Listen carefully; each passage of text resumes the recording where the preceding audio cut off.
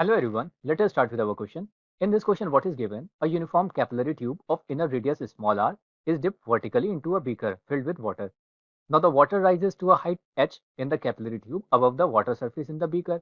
Now if the surface tension is given as to be sigma, the angle of contact is given as to be theta, then we need to check which of the following statement is true. So first of all, we should write what is the formula for the capillary rise. So in terms of the given parameters, h, the capillary rise is given as 2 sigma cos theta, 2 sigma cos theta divided by rho small r into g, where small r is what? It is the angle of the, this radius of the capillary. Now in the A option, what is given? For a given material, capillary tube, then h decreases with increase in r, small r. Small r is what? It is the radius of the this capillary tube. So from this equation, we can see that h would be inversely proportional to r. Why? Because these terms are constant. This sigma, theta, rho and g would be constant. So if we are increasing r, so what will happen? Then h would be decreasing. So that means A is correct. So we can say that A is the correct option. Now if we check our B option, for a given material, h is independent of sigma. No, it is wrong in the B option because we know that h is directly proportional to sigma. So it is dependent on sigma. So B is wrong. Now if we check our C option. Now if this experiment is performed in a lift going up with constant acceleration, then h would decrease. Okay, so if the lift is going upward constant acceleration, then what is the value of the effective g or net g? Because it would be going upward, so there would be a pseudo force which would be acting downward. So let's say if this is the upward force with which lift is moving, so it would be the pseudo force which would be acting downward, and there would be an acceleration due to gravity which would be acting downward. So the net acceleration would be a plus g. So from this expression, we see that our capillary is inversely proportional to the this g effective. It is basically g effective. So we can say that h would be inversely proportional to g net or g effective. Anything would be same. H is inversely proportional to 1 by g effective. We just write which is equals to g net. So if we increase this, then h would decrease. So if we check our C option, so it is saying that it going upward, then h would decrease. So C is also correct. Now h is proportional to the contact angle. So h is not proportional to theta, but it is proportional to cos theta. So D is wrong. So what are the correct option? A is the correct option and C is the correct option. So hope you have understood this solution. Thank you. इस question में दिया गया कि when liquid medicine of density rho okay is put in eye, जब इसको आई में क्या करते हैं, पुट करते हैं, it is done with help of dropper. क्या किया जाता है, इसको ड्रॉपर के साथ ड्रॉप किया जाता है. आँख में दवा डालते हैं तो ड्रॉपर का ही यूज करते हैं. अब कह रहा है कि as the bulb on the top of the dropper is pressed, जो टॉप ऑफ द ड्रॉपर होता है बल्ब, उसको क्या किया जाता है, प्रेस करते हैं. A drop form at the opening of the dropper. Okay, drop जो होता है ड्रॉपर के ओपनिंग पे बनता है. We wish to estimate the size of the drop. अब ये जो साइज बन रही है उस ड्रॉप की वो क्या होगी, यही हमें क्या करना है, एस्टिमेट करना है. We first assume that the drop formed at the opening is spherical. तो पहले तो ये एज्यूम करना है कि जो ड्रॉप बन रहा है कि वो शेप में किस में है, स्फेरिकल है. Because it requires a minimum increase in it surface energy, क्योंकि हम जानते हैं कि सरफेस एनर्जी को क्या रखना चाहेगा, मिनिमम रखना चाहेगा. तो वो क्या होगा, सरफेस स्फेरिकल शेप लेना चाहेगा. To determine the size we calculate the net vertical force due to surface tension when the radius of the drop is r. तो जब सरफेस टेंशन क्या है, टी है, सारे वर्टिकल फोर्स, और उस समय उसका रेडियस क्या है, r. When this force become smaller than the weight of the drop. तो जब ये क्या हो रहा है कि जब इसका साइज क्या हो रहा है, ये फोर्स स्मॉल हो रहा है, तो उसका वेट क्या हो रहा है, ड्रॉप का डिक्रीज हो रहा है. द ड्रॉप गेट डिटैच, और ड्रॉप क्या हो जाता है, डिटैच हो जाता है. ओके, सॉरी, ये वेट इंक्रीज होने लगता है तो ये फोर्स क्या हो जाता है, स्मॉलर हो जाता है. तो अब उसने बोल रखा है कि if the radius of the opening of the dropper is r, अगर उस ड्रॉपर के रेडियस की ओपनिंग क्या है, स्मॉल आर है, the vertical force due to surface tension of the drop, तो जो वर्टिकल फोर्स लगेगा सरफेस टेंशन की वजह से, उसकी वैल्यू क्या होगी, ये हमें क्या करना है, डिस्कस करना है. ओके, तो ये हमारी कुछ कंडीशन है कि ये ड्रॉपर का ओपनिंग है और यहाँ पे ये हमारा क्या है, ड्रॉप है इस पॉइंट पे, और इसको हमने मान लिया कि ये इसकी टोटल रेडियस क्या है, कैपिटल आर है.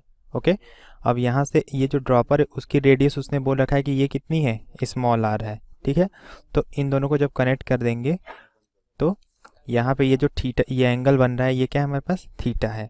ओके, तो यहाँ से इन दोनों को मैंने क्या कर दिया, ज्वाइन कर दिया. ओके, तो अब हमारे पास जो वर्टिकल फोर्स होगा, वो क्या होगा, द वर्टिकल फोर्स, जो वर्टिकल फोर्स यहाँ पे लग रहा है, तो यहाँ पे जो वर्टिकल फोर्स है उसकी वैल्यू क्या होगी हमारे पास, तो सरफेस टेंशन ड्रॉप के ऊपर वो क्या लगेगा, परपेंडिकुलर डायरेक्शन में, तो ये आ जाएगा हमारे पास T cos theta into area of opening जहाँ से डिटैच है, तो ये उसकी क्या होगी, उसकी मतलब एरिया नहीं, एक तरह से हम क्या लेते हैं, पेरीमीटर लेते हैं, उसकी लेंथ, टोटल लेंथ जहाँ से वो क्या होता है, डिटैच होता है, ये 2πr के इक्वल हो जाएगा। ओके, तो अब cos थीटा हम अपने ट्रायंगल से देखें तो ये क्या है, cos थीटा की वैल्यू हमारी क्या है, small r upon capital R के इक्वल है, इनटू ये क्या हो गया 2πr। तो ये जो वर्टिकल फोर्स आ गया हमारे पास, ये कितना आ गया, 2πr² t upon capital R। Okay, तो ये हमारे पास आ गया, जो ड्रॉप है उसके ऊपर वर्टिकल फोर्स लग रहा है, तो ये किससे मैच कर रहा है, सी, तो सी क्या होगा, इसका राइट ऑप्शन होगा, फोर्थ का क्या है, सी राइट ऑप्शन है। अब अगले पार्ट में उसने क्या बोल रहा है कि अगर r की वैल्यू इतना है, रो इतना दिया हुआ है, तो पूछा है कि the radius of the drop when it detach from the dropper, तो रेडियस क्या होगा जब ड्रॉपर क्या होगा, डिटैच होगा किससे, ड्रॉपर से, तो उस केस में हमारा फोर्स जो होना चाहिए, उस पर जो होना चाहिए वो क्या होना चाहिए, वो मैक्सिमम होना चाहिए। जब फोर्स जो मैक्सिमम हो जाएगा तो वेट की वजह से वो क्या हो जाएगा, डाउनवर्ड डायरेक्शन में फॉल कर जाएगा, तो वो डिटैच हो जाएगा। तो फिफ्थ केस में हमारे पास क्या होगा, जो ड्रॉपर का जो वेट होगा वो वर्टिकल सरफेस टेंशन की वजह से फोर्स लग रहा है उसके इक्वल हो जाएगा, तो ये क्या हो जाएगा, ड्रॉप हो जाएगा। तो ड्रॉप के ऊपर जो फोर्स लगेगा वो क्या होगा, स्फेरिकल शेप एज्यूम किया गया है, तो 4/3πr³, ये क्या हो गया, कैपिटल R लेंगे, उसका रेडियस कैपिटल R है, ये वॉल्यूम हो गया, डेंसिटी उसकी रो हो गई इनटू जी, ये इसका वेट हो गया, और सरफेस टेंशन की वजह से जो फोर्स लग रहा है वो हमने कैलकुलेट किया है, वो कितना है 2πr² t upon capital R। तो हमें क्या फाइंड करना है, यहाँ से R की वैल्यू फाइंड करना है, तो यहाँ से R की वैल्यू फाइंड करेंगे, पाई से क्या होगा, पाई कैंसिल हो जाएगा, 2 से यहाँ पे 2 बच जाएगा, r⁴ क्या आ जाएगा, 4 आ जाएगा। r⁴ की जो वैल्यू आएगी ये कितनी आ जाएगी, ये आ जाएगी 3/2 small r² capital T upon rho into g. Okay, ये वैल्यू आ गई।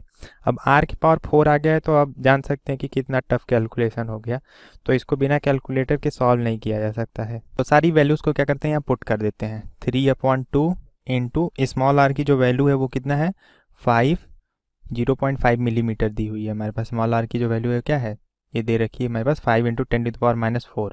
ओके, तो ये कितना है 5 × 10⁻⁴, उसका क्या है स्क्वायर, टी की वैल्यू कितनी दे रखी है हमारे पास 0.11 अपॉन में वाटर की डेंसिटी क्या है 1000 इंटू जी कितना है 10। तो जब यहाँ से R की वैल्यू कैलकुलेट करेंगे तो ये कितना आ जाएगा हमारे पास 1.4, सॉरी ये आएगा r⁴ की वैल्यू आएगी 4.12 इंटू 10⁻⁻12। तो R की जो वैल्यू आएगी यहाँ से ये कितनी आ जाएगी 1.42 इंटू 10⁻³ मीटर। तो जो स्फीयर है उसकी वैल्यू कितनी आ गई 1.42 इंटू 10⁻³ मीटर। तो ये तो ये हमारा इसका फिफ्थ का ए आंसर इससे मैच करा है, तो फिफ्थ का क्या हो गया, A answer is right answer.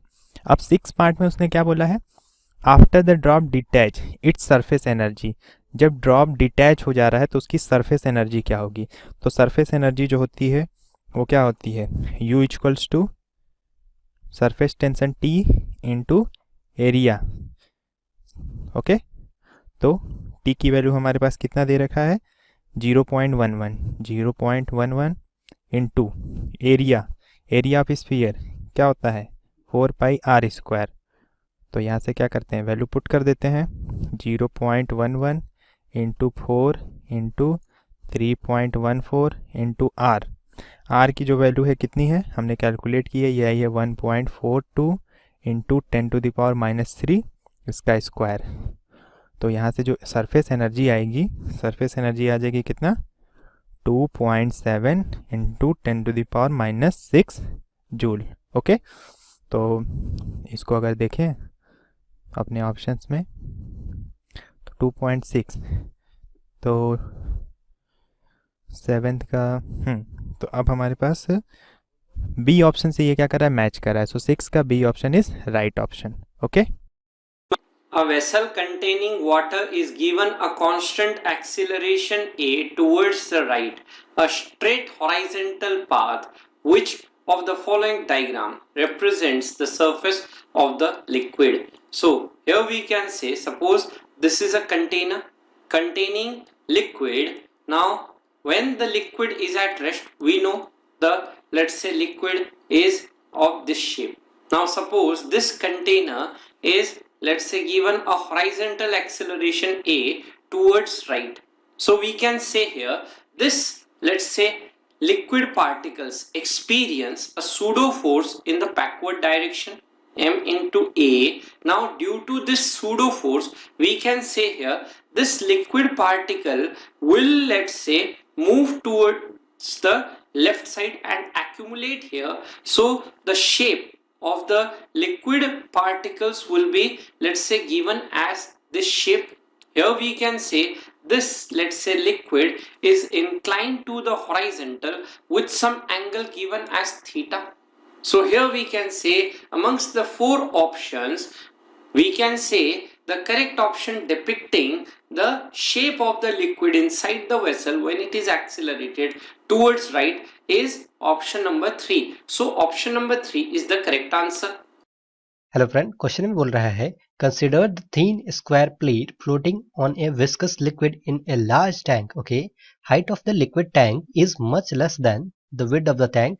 The floating plate is pulled horizontally with constant velocity u naught. Okay, which of the following statements are true. ठीक है, सो हमारा जो सेटअप है वो कुछ ऐसा है. ये एक टैंक है, ठीक है, ये है टैंक का हाइट, यहाँ से लेके यहाँ तक का डिस्टेंस, यह है टैंक का height. Let's suppose this is h. Okay, ये जो हाइट है इसका वैल्यू बहुत ही कम है as compare to width of the tank. ठीक है, टैंक में कुछ लिक्विड फिल्ड है. ओके, इस लिक्विड के ऊपर टॉप सरफेस पे एक प्लेट रखा हुआ है. ओके, इस प्लेट को u नॉट स्पीड से हॉरिजॉन्टल डायरेक्शन में चलाया जा रहा है. Okay, Newton law of viscosity के कॉन्सेप्ट पे डिपेंडेंट ये क्वेश्चन है. ओके, इसमें क्या होता है कि अगर ये प्लेट इधर u नॉट स्पीड से कांस्टेंट वेलोसिटी से इधर की तरफ चल रहा है. ओके, सो क्या होता है कि ये जो फ्लूइड है, ओके, ये फ्लूइड इस प्लेट के ऊपर विस्कस फोर्स लगाता है एंड रिलेटिव मोशन को अपोज करता है. ओके, सो ये फ्लूइड क्या करेगा कि इस प्लेट पे अपोजिट डायरेक्शन में एक विस्कस फोर्स लगाता है Fv. ठीक है, सो दैट कि ये इसके मोशन को अपोज कर सके. ओके, एंड इस विस्कस फोर्स का जो मैग्नीट्यूड है ये न्यूटन फॉर्मूला के अकॉर्डिंग दिया जाता है. ओके, सो ये जो विस्कस फोर्स होता है, ओके, इसका मैग्नीट्यूड का वैल्यू होता है mu times area of the plate into delta v divided by delta y. Okay, ये जो delta v by delta y है, ओके, इसको हम लोग वेलोसिटी ग्रेडियंट बोलते हैं. ओके, फ्लूइड के इस पोजीशन पे जो कि सरफेस के एकदम कांटेक्ट में है, ओके, इस पोजीशन का वेलोसिटी क्या होगा, वो होगा 0. ठीक है, फ्लूइड जिस भी ऑब्जेक्ट के कांटेक्ट में होता है, ओके, उसके नजदीक में जो लेयर होते हैं उसी ऑब्जेक्ट का वेलोसिटी गेन कर लेते हैं. ठीक है, ये लेयर जो कि इस रेस्ट सरफेस के कांटेक्ट में है इसका वेलोसिटी होगा 0. सिमिलरली यहाँ पे जो लेयर होगा, ठीक है, जो कि प्लेट के कांटेक्ट में होगा, ओके, इस लेयर का वेलोसिटी होगा u नॉट के बराबर. ठीक है, क्योंकि ये प्लेट के साथ कांटेक्ट में है तो ये जो लेयर है, ठीक है, प्लेट का वेलोसिटी अटेंड कर लेगा. ओके, यहाँ से लेके यहाँ तक का जो डिस्टेंस होगा वो होगा h के बराबर. ओके, सो डेल्टा वाई का वैल्यू होगा h. Okay, and delta v का वैल्यू क्या होगा, तो यहाँ से यहाँ तक के बीच में जो वेलोसिटी का चेंज आया है वो आया u नॉट का. ठीक है, सो ये जो फॉर्मूला है ये बन जाएगा mu times a into delta u का वैल्यू हो जाएगा u naught. Okay, divided by delta y का वैल्यू हो जाएगा h. ठीक है, सो ये आ गया विस्कस फोर्स का फॉर्मूला है. यहाँ पे ये जो म्यू है, ठीक है, ये है viscosity of the fluid. Okay, अब देखते हैं ऑप्शंस बारी बारी. ठीक है, सो ऑप्शन है the resistive force of the liquid on the plate is inversely proportional to h. Yes, this is correct. यहाँ से इस फॉर्मूला से हम लोग देख सकते हैं this force is inversely proportional to h. ठीक है, सेकंड ऑप्शन है the resistive force of liquid on the plate is independent of the area of the plate. yes, this is incorrect. ठीक है, ये जो resistive force है, ठीक, ये एरिया के डायरेक्टली प्रोपोर्शनल है. Okay, this is the area of the plate. Okay, so अब थर्ड ऑप्शन देखते हैं.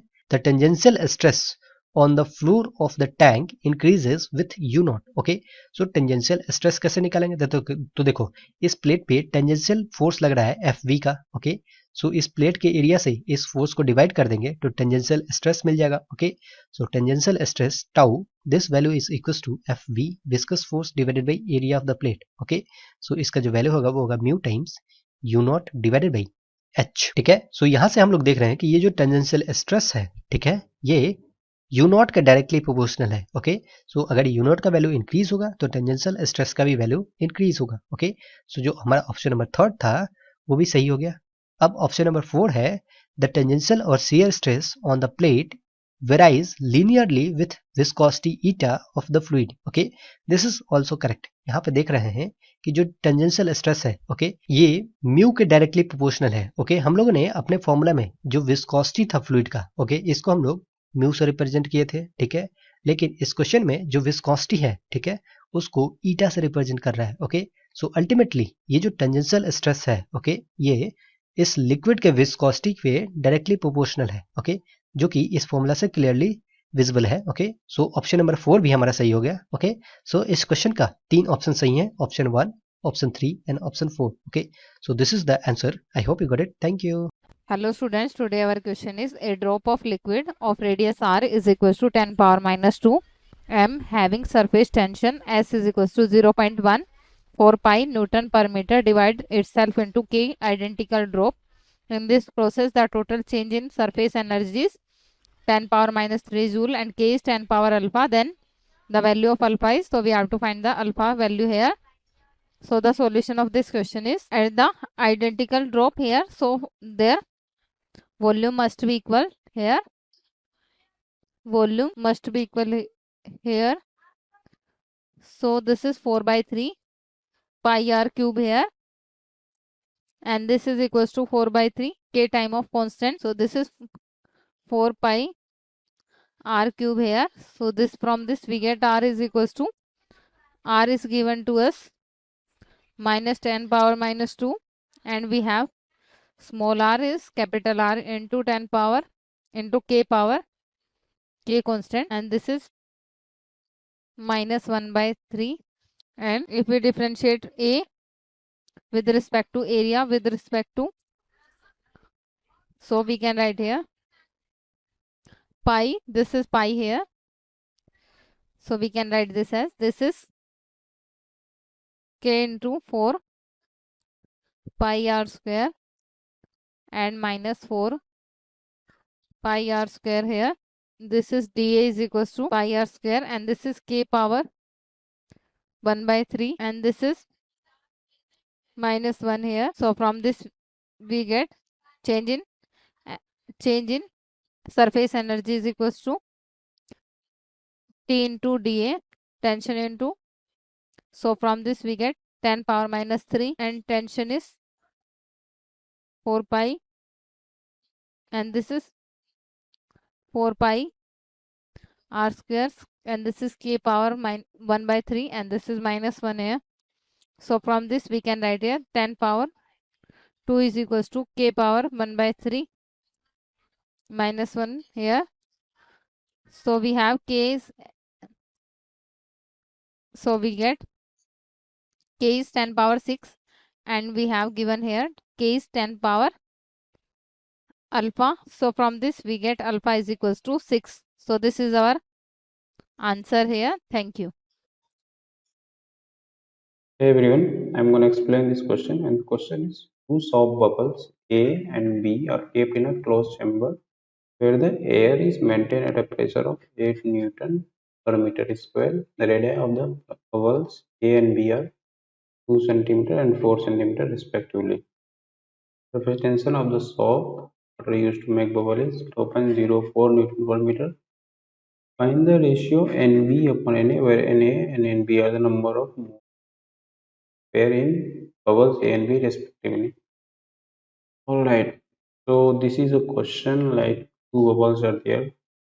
This A and the B, right? B has a larger radius. RB is equal to 4 centimeter and RA is equal to 2 centimeter. We have to find the ratio of number of moles upon number of moles in NB upon NA. Okay. So just let's we will find at later point. So we have to find NB upon NA, right? So external pressure is given as 8 Newton per meter square. See, we know that excess pressure, right, for bubble. We know the value of this is 4S upon R, right? Here S is surface tension, R is radius of it. So for A, let's say for A, Pxs should be equal to P inside minus P outside, which is equal to 4 into value of S. Value of S is given as 0.04. Okay? 0.04 divided by radius is given as 2 cm, that is 2 into 10 raised to minus 2, which gives us P inside is equal to P outside. P outside is given as 8 Newton per meter square, right?